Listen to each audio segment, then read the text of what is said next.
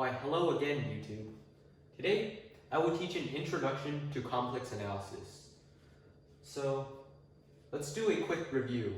You may remember from pre-calculus that z, a complex number, is equal to x plus iy, where both x and y are real numbers and I is an imaginary number, which is equal to the square root of -1.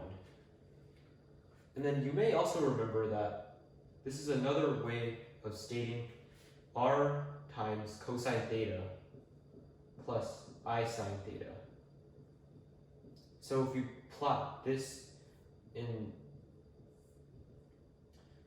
the complex plane, you might have, like, say, a circle where theta is, or the argument is this over here, while r is the radius of the circle. And this is equal to r times e to the I theta power.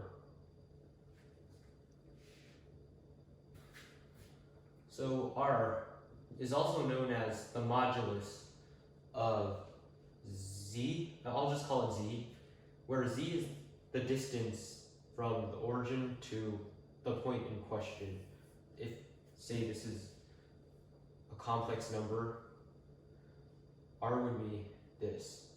And that is equal to square root of x squared plus y squared, as the Pythagorean theorem would tell us.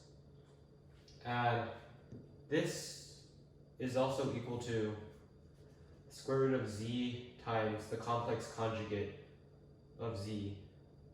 And the complex conjugate, if you remember, is where the iy part of a complex number is flipped. So if z equals x plus iy, then the complex conjugate would be x minus iy.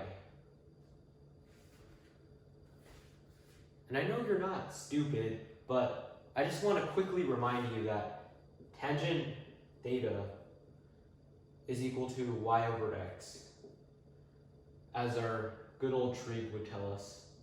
This is important, obviously.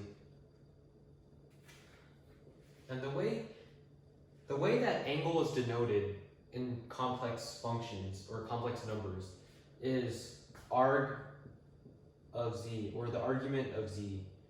And that's just another way of saying the inverse tangent of y over x, just in case you didn't already know. So let's learn how to graph simple complex functions. So let's start off with the unit circle. The unit circle has a relatively simple equation. It's just modulus z equals p. And what that's saying is that anything that satisfies this equation is a point that lies on the circumference of this circle, and it falls under the set of all points that have a distance p from the origin. Anyways, let's move on to the closed circular disk. Closed circular disk is basically anything that falls under this shaded area, including the circumference.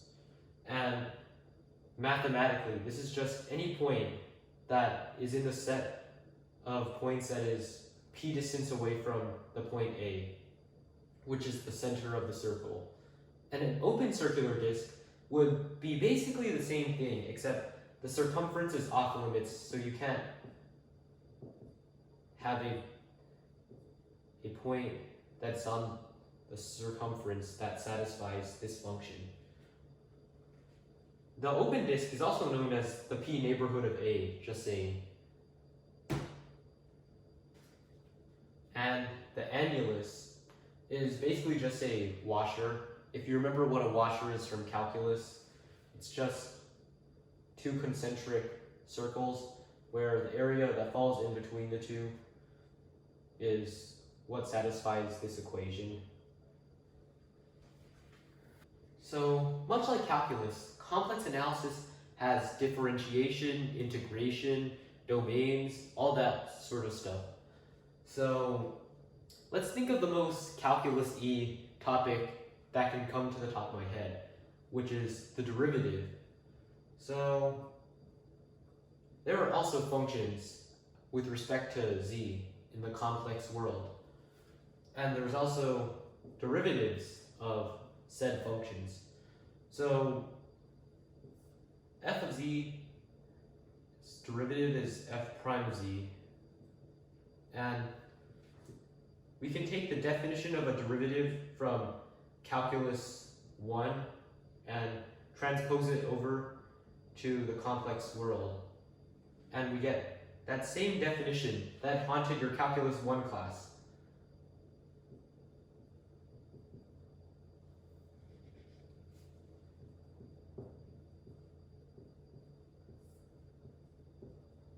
Here, the definition of a derivative in the complex world in all its glory. Let's do your favorite thing and find the derivative of functions using the definition of a derivative. I know that is my favorite activity. So let's start. So f prime of z is equal to lim as delta z approaches 0 of f of z plus delta z minus f of z over delta z. So let's plug in everything. So z plus, oh wait, don't forget to add the lim. Z plus delta z squared minus z squared over delta z. Well, that's equal to z squared plus 2z delta z plus delta z squared minus z squared over delta z. The z squareds cancel out, so we're left with limit as delta z approaches 0 goes to 2z delta z plus delta z squared over delta z. That's equal to limit of delta z as it goes to 0 of 2z plus delta z, where delta z goes to 0, so that's just equal to 2z. And you may be wondering, can't you just use the power rule like in real calculus? Yeah, but I just wanted to torment you by using the actual definition of a derivative. You're welcome. So just like in real calculus, we have the differentiation rules. So we have dz of a f of z, where a is just a constant. Well, the constant goes out and you just take the derivative and you're left with that. We have that whatever rule it is, addition rule, whatever, it still works, carries over to complex analysis. Same for the product rule and same from the quotient rule. Now, I'm not going to do any more examples of this because you get it. The derivative of z squared plus 2z is going to be 2z plus 2. It's pretty obvious. You can figure out the rest.